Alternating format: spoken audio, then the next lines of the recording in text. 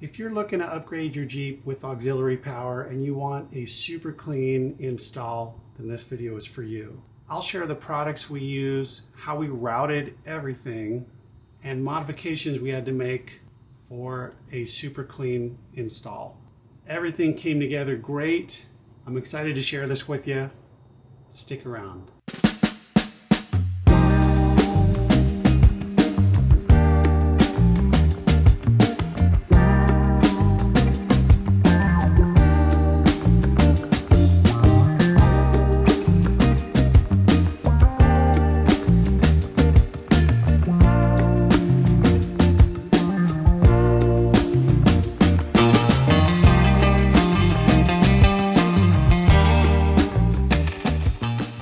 We love traveling and camping in our Jeep, and we also love cooking great food. For us, adding a Dometic 12-volt fridge was a game changer, and we never go back to ice in a cooler after that. It's just been awesome. When it comes to powering the fridge, we started with a Goal Zero Yeti 400, thinking we'd have some versatility to move it around as needed from vehicle to vehicle, and that we'd have just enough power with that 400 for a couple days as long as we recharge it on the road. What we found is that that little 400 just didn't have enough juice for what we needed, and that factory 12-volt outlet in the back was wimpy and didn't supply enough power to really recharge that Yeti unless we spent the whole day driving between spots. While it would have been easy to rig a simple box for a 12-volt battery and just stick it somewhere, we really wanted a clean install, something that you could look at and say, you know, that could have been factory, which meant putting a larger battery tray in the engine compartment and wiring everything up behind the scenes and out of sight. So my buddy Scott, who's a master at this kind of thing, spent a couple days with me rigging this thing up, and I'm really happy with how it came out. So here's a map of our setup, starting with the tray. There are a few tray options for adding a second battery. We went with the Rugged Ridge brand since it was affordable and seemed to give us some flexibility about what battery types we were able to install. On it, we added an Optima Yellowtop for a mix of both deep cycling and starting versatility. And we kept the new house battery system separate and ran 2 Strand 10-gauge wire to the back, one for each side of the cargo compartment. In that compartment, we upgraded that factory 12-volt outlet on the passenger side to something heavier duty. And we also added a marine-grade rubberized dual outlet to the driver's side, as well as a voltage meter that we connected with a momentary switch. So at any time, we could check the status of our house battery. From the house battery, we ran a heavy-duty cable around the firewall and found a nice install spot for a 4-blade fuse box utilizing the existing brake cylinder bolt. And we separated our 2 strands, giving each one its own fuse, leaving us 2 spots for future expansion. To charge the house battery, we used a Yandina Combiner 200 to connect the two. This combiner is bidirectional voltage sensing relay, and it opens when the Jeep is running, charging the house battery off the Jeep's alternator and isolating the two when the Jeep is off. Some install notes. First, the Rugged Ridge tray.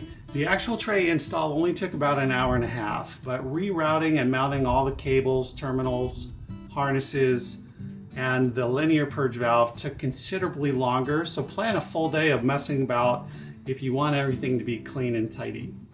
We spent extra time trimming the factory fuse and airbox plastic mounts to make the install tighter and cleaner, but that did not leave a lot of room for the tie-down strap that came with the Rugged Ridge battery tray, so that's something to keep in mind. Speaking of that tie-down, that's the one thing that we have questions about. We're just not sure how much longevity we're going to get out of that tie-down. It's a nylon strap, and it could rot out in a year, it could last 5 years, we just don't know, but we're going to keep an eye on that. Other than that, I like the Rugged Ridge tray using that same size OEM battery. They fit very well together and it's super clean. That tray, however, does include a relocation mount for both that linear purge valve as well as one of the wiring harnesses and they work perfectly on that mount. But because we wanted to find a good spot right over the batteries for the new combiner, we ended up modifying that mount significantly, chopping off the tab for the linear purge valve and relocating that valve to the firewall, which meant fabricating a new mount for it, as well as replacing the hard plastic vacuum line that it comes with some rubber vacuum lines that we could route it cleanly. We reversed the mounting of the wiring harness to the inside of that compartment, and that left the space over the battery just perfect for us to put another custom fabricated bracket for the combiner right over those batteries.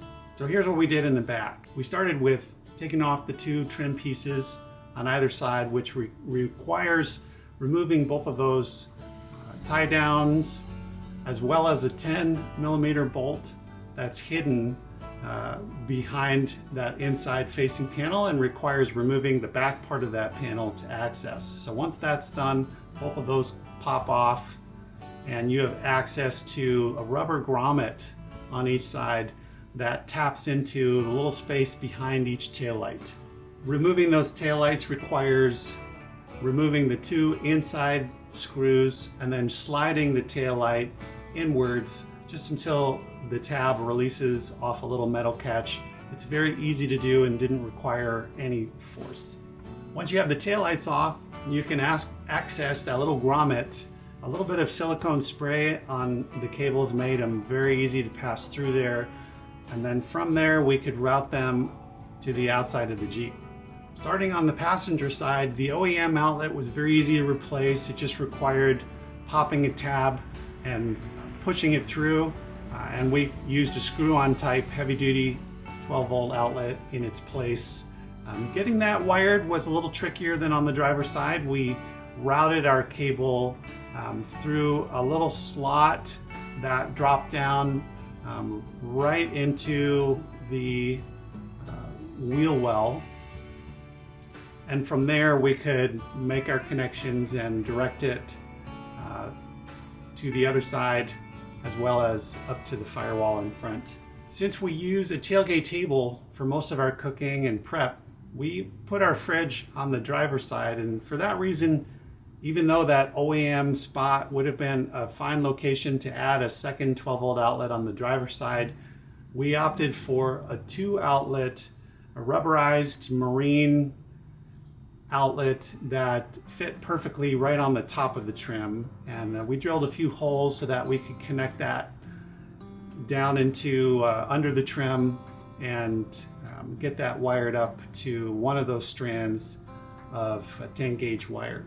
On both sides, we found good ground spots just inside the wheel well on the driver's side to one of the bolts for the door catch. And then on the passenger side, we actually drilled through the sheet metal, scraped it clean for bare metal contact for a good ground, and put a bolt through there for that. Back over on the driver's side, not using that OEM spot for our outlet, I made it the perfect place to put a 12-volt meter with a momentary switch so that we can connect that meter and get a read off of the house battery anytime we wanted. Getting from inside the Jeep on the driver's side to the outside of the Jeep couldn't have been easier. On that side, there's a foam rubber sound insulator just at the bottom of the little compartment behind the taillight that comes out very easily, and from that, routing that cable was a breeze. We loomed everything in the back that was going to be exposed to the outside environment until we got to the main body of the 2-strand, which already had an extra layer of insulation on it, so we did not loom from that point forward. From there, we basically followed the passenger side rail all the way up to the firewall, went straight up, caught onto the loom that connects at the top of the firewall that goes all the way around, and we're able to just really tuck our new 10-gauge double strand right into that very nicely and cleanly. We went through and really tidied everything up. Tape, loom, solder, heat tape, really good crimped ends. Everything was tested and secure. And we took our time hooking up the Andina, including voltage sensing, a high volt cutoff for the new glass mat battery, just so that we wouldn't overcharge that. So how's it performed? Right after the install, we took off for the High Lakes for 5 nights of camping, and it performed great. I checked the voltage relay a couple times a day, and I just arbitrarily chose that when we got close to 11.5, I was going to switch over to our little portable battery just to avoid depleting the new house battery below that.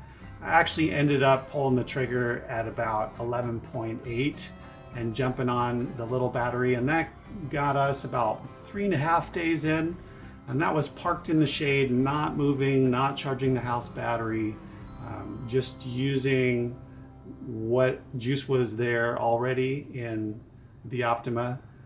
And I'm confident if we didn't have that backup battery, we could have taken the Jeep for a little bit of joyriding, cruising around, and that would have topped that Yellowtop off really nicely. But since we had the backup battery, it was easy to make the switch, and we charged it back up so it's ready to go on the drive home. So would I do anything differently? As far as the install goes, absolutely not. I'm super pleased with it. If you want a very clean install, I think this is a decent roadmap to follow. You can make different choices, route things a little differently to suit your purposes. The battery is going to be easy to get to when it needs replacing, when either one needs replacing, so that's another plus. So the missing piece for us right now is the solar to trickle charge the new house battery when we're parked. Like if we had a little extra time, another week, I probably would have figured that out before this last trip. Getting a portable solar panel set up that will feed the battery, I think is going to allow us to boondock indefinitely with this setup, just powering the fridge as it is. So there you have it. That's the overview of our install. If you're working on a project of your own, good luck. It was super fun to get this figured out, and I'll update you when we add our next piece, the solar panel. See you next time.